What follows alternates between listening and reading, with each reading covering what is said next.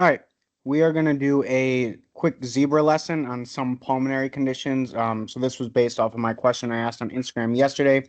I think I'm going to start doing like some more like zebra diseases on Saturdays. We'll cover like three or four at a time. I think it's really important, obviously, for any board exam to know all of your high yield stuff. Like for step two, you better know how to manage CHF, CKD, all those kinds of things, right? But if you want to score at the highest percentile or the highest you can, you're going to want to know some of these more random diseases. Take it from someone who's taken step two. There is like quite a few of these like really random, more rare diseases that if you do come across them when you study, you'll probably be able to recognize them and get them right. But if you've never seen them before, there's probably a very low chance you'll get them right. So that's the reason I want to start covering these. And it's also fun to learn about some of these like more rare, more random kind of diseases.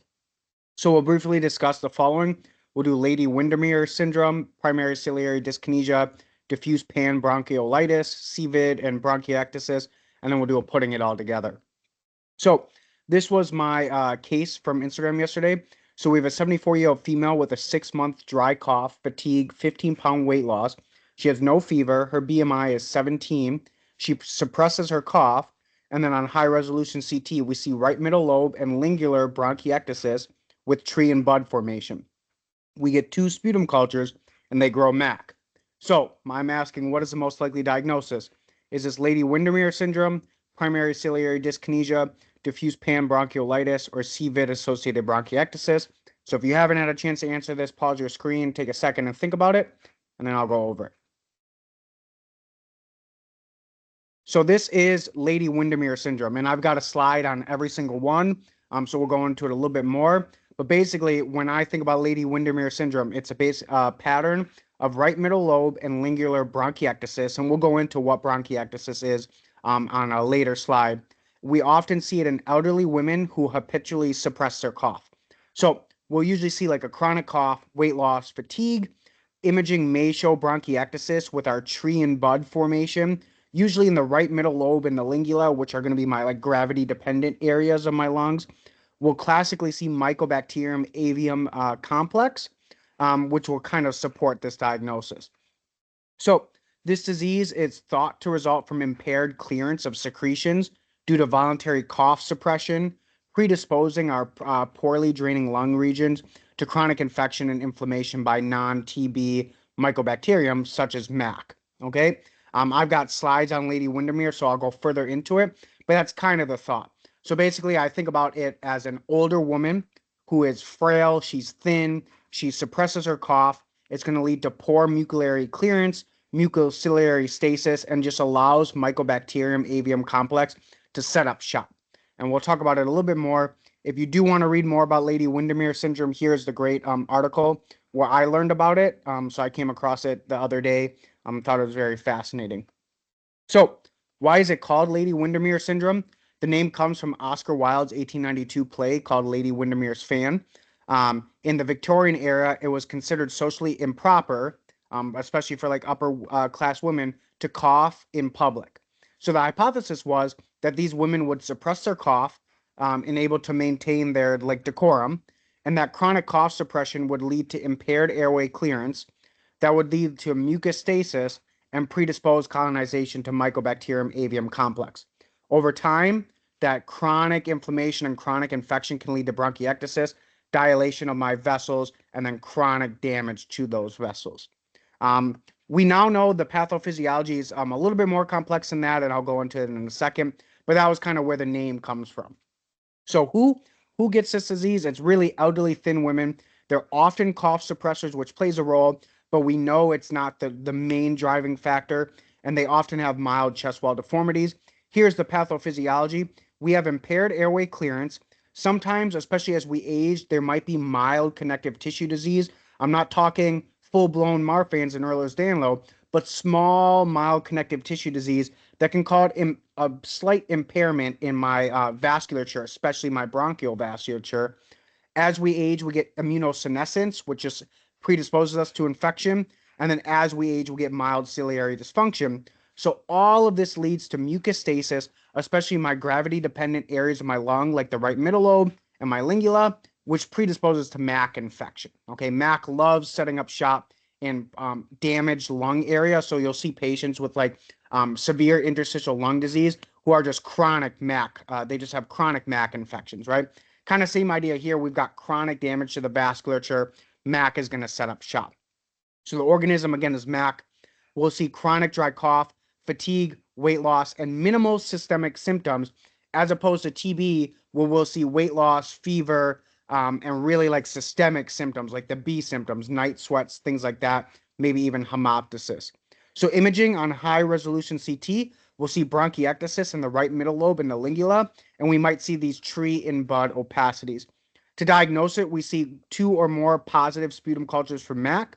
And to treat them, obviously we're going to teach them, hey, don't suppress your cough, right? That's one that's only going to make things worse. But then we're also going to treat them with the standard therapy for MAC, which is macrolide, rifampin, and ethambutol. So I like to think about it REM. So like REM sleep. So you had a REM dream about MAC, okay? So I had a REM dream about MAC. Rifampin, ethambutol, macrolide to treat MAC, okay? Very important. I've seen that asked on MBME questions a lot on how to treat MAC. All right, primary ciliary dyskinesia. This is going to be a congenital disease, so we're going to see it primarily in infancy or childhood, and then can obviously progress through adulthood. So pathophysiology, we have dysfunction in the modal cilia, which leads to impaired mucociliary clearance. There's not really any specific organism, but they're prone to recurrent bacterial infections like H. flu, Pseudomonas, staph, strep pneumo you could throw on there. Clinical features, well, where is my cilia really important, right? In my upper respiratory tract, my lower respiratory tract, right? So chronic sinusitis, otitis media in my upper respiratory tract, bronchiectasis in my lower respiratory tract, recurrent pneumonia in my lower respiratory tract, right? I'm not able to move these bacteria or these organisms back up, out, and out of my system, so they just set up shop, all right? We can also see situs inversus in about 50% of patients. So that's like dextrocardia. Okay, so my heart, instead of being mainly shifted towards my left, where it should be, it's actually shifted more towards the right. That's because during embryology, we really need my cilia to help move my heart over to the right side. So in a lot of these patients, the heart is actually shifted more over to the right side rather than to the left. And then we could see male infertility too, because remember, my cilia is really important for the sperm motility. So imaging, we'll probably see diffuse bronchiectasis in all lobes. So again, remember in our case that I presented to you, she just had the bronchiectasis really in the right middle lobe and the lingula, okay? And this also, it was a 76-year-old woman. I told you nothing about past medical history or childhood. I would have needed to tell you something about, hey, she's had these infections for a really long time, blah, blah, blah, blah, blah, would point me more towards a congenital dysfunction. So to diagnose it, we can do a nasal nitric oxide test, which is a screening test, and we'll classically see low levels of nitric oxide from the nasal epithelium due to the impaired cilia production of that nitric oxide. Ciliary biopsy and genetic testing are going to be definitive. And then treatment, we're really just going to have to do airway clearance, antibiotics, and supportive care. It's an underlying genetic defect. There's not much we can do to reverse things, but we can try to stop further infections, right? Okay, diffuse panbronchiolitis. I've seen this question come up a lot, like for some of those more rare diseases that they like testing about. We're going to classically see it in East Asians, especially like age like around 40s. So think about your East Asians around age 40 or 50. Pathophysiology, we get chronic inflammatory disease of the respiratory bronchioles. There's a strong association with the HLA-B54. Clinical features, we'll see chronic productive cough, dyspnea, pansinusitis, and recurrent infections. On the imaging, we'll see diffuse central lobular nodules, tree in blood, bud pattern, and hyperinflation. So again, in my case, I gave you a 76-year-old female, okay, not an East Asian 40-year-old individual. And we had the bronchiectasis in right middle lobe and lingula. Here in diffuse panbronchiolitis, we'll see diffuse central lobular nodules, right? So again, it's not really fitting. Diagnosis is more clinical and radiological. We can get supportive labs, may show mild hypoxemia and obstructive patterns on PFTs.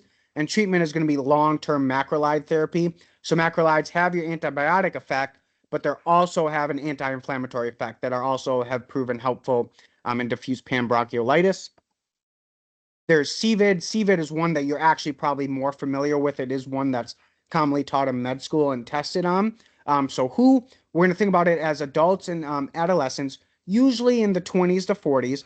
The pathophys is we have impaired B cell differentiation, so we get decreased levels of immune globulins, especially IgG and IgA, leading to recurrent infections. So remember, there's something called Bruton's tyrosine A gamma globulinemia, which usually shows up in an infant around 6-ish months when mom's maternal IgG weans down in the baby's system. And in this case, the baby can't make B cells, okay? In CVID, we can make B cells, but we cannot really differentiate, right? So remember, we start with IgM, and then we can turn that IgM into IgG, IgA, IgE. So in this case, we can't differentiate the B cells into the type of antibody that we truly need for the infection. So their immune system is going to be really dampened down, but they can, again, still make some B cells.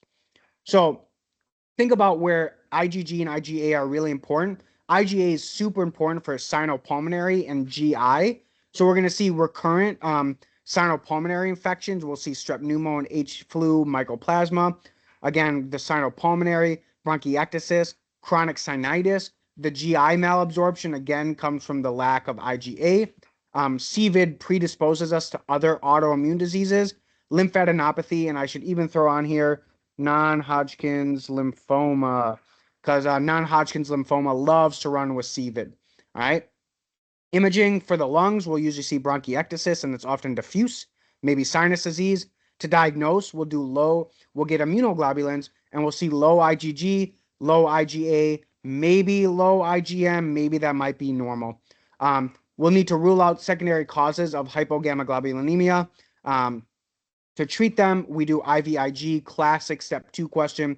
So you'll get a patient who is typically perfectly normal. They're now a 25-year-old female. She comes in, she's had 2 bouts of pneumonia, 1 bout of bacterial diarrhea, and they're like, what's the next best step? Well, we should get immunoglobulins on her, right? I'm suspecting CVID, all right, or potentially some sort of acquired IgA deficiency, right? Because if this was congenital, she probably would have had these situations going on from the get-go. So I would start with immunoglobulins. If we see low IgG and IgA, okay, then I'm like, all right, this is probably CVID. Let's treat them with IVIG. IVIG is a standard of care treatment. Treat the infections, monitor for autoimmune, and then malignancy complications. So now bronchiectasis. Bronchiectasis is irreversible dilation of airways due to chronic inflammation and structural damage. So here's the pathophysiology. It's this classic cycle. We get some sort of infection, we get the inflammation, we get damage to the airway, and then that damage to the airway leads to impaired clearance, and then the whole cycle starts again, because now I've got impaired clearance, so now infection just seeds again, right? Because usually it's the mucociliary clearance that can remove that infection before it ever causes problems. So we get infection, inflammation, airway cell wall damage, impaired clearance. That impaired clearance allows another infection to take place, and we just go all again. So it's classically post-infectious. We can see it again in Lady Windermere, primary ciliary dyskinesia, CVID, cystic fibrosis, ABPA with aspergillus, and diffuse panbronchiolitis. Clinical features, we'll see chronic productive or dry cough, recurrent infections, hemoptysis, wheezing, dyspnea. On imaging, we'll see on high-resolution CT, airway dilation, thickened bronchial walls and tram tracks, tree and bud opacities, and mucus plugging. Again, diagnosis would be HRCT, would be the gold standard, plus the underlying cause workup. And the treatment, we work on airway clearance, we treat the infections, we manage underlying causes. Bronchodilators and macrolides are usually going to be our go-to antibiotic if we need something for long term. So again, I think about it for a patient, again, who has like chronic pneumonias. It just keeps happening. If we rule out immunodeficiency and we get our HRCT and we see our tram tracks and our tree and buds and our diffuse airway thickening, now we have a diagnosis of bronchiectasis, right? And we've ruled out immunodeficiency in what I just gave you, right? Okay. So some bored pearls, Lady Windermere, elderly thin woman, plus right middle lobe and lingula bronchiectasis, plus MAC positive cultures, primary ciliary primary ciliary dyskinesia, chronic infection since childhood, situs inversus, male infertility, diffuse panbronchiolitis, East Asian patient, diffuse central lobular nodules, HLA-B54, CVID-associated bronchiectasis. Think about recurrent infections, low IgG and IgA, autoimmune, and GI complications. Now let's put it all together. We have a 68-year-old woman with a history of Lady Windermere syndrome. She's being treated for Mycobacterium avium complex pulmonary infection. She was started on combination therapy with azithromycin, rifampin, and ethambutol. Her past medical history includes well-controlled major depressive disorder, for which she takes citalopram 20 milligrams daily. 2 weeks after initiating MAC therapy, she presents to the ED after a syncopal episode. Telemetry reveals an episode of polymorphic ventricular tachycardia. Her electrolytes, renal function, and magnesium levels are within normal limits. Which of the following is the most appropriate next step in management? Should we discontinue the rifampin and continue azithromycin and ethambutol? Should we initiate magnesium supplementation? Should we switch azithro to amikacin? Should we do synchronized cardioversion? Or should we continue current management and observe? So reread the question, pause if you need to, think about what you want to do for this patient, and then I'll discuss in a second. All right, so in this case, we have polymorphic ventricular tachycardia, likely secondary due to citalopram, which is the most common SSRI to cause QT prolongation, plus we added azithromycin, which also prolongs the QT. When my QT gets too prolonged, we can initiate what's called polymorphic ventricular tachycardia, essentially torsades de pointe, right? Torsades de pointe, we get the up and down and up and down and up and down, because we're prolonging the QT, which is causing the abnormality in my entire electrical system, because it's taking so long for repolarization to occur. Torsades de pointe is a very, very, very serious condition. When I do my EKG lecture, I will show you several pictures of it. It's a very serious condition because it can then lead to ventricular fibrillation, which is just the ventricles going like this. And when the ventricles go like this, we can't get any sufficient left ventricular outflow. The patient is going to not be able to get any blood to any organs, and they're going to die, right? Sudden cardiac death. With regards to this, the American College of Cardiology and American Heart Association say the guideline for treating ventricular arrhythmias in their latest guidelines of 2017 says for torsades, we give magnesium. Magnesium given intravenously will stabilize the cardiac membrane, and it will shorten the QT, which will put us back into a normal rhythm.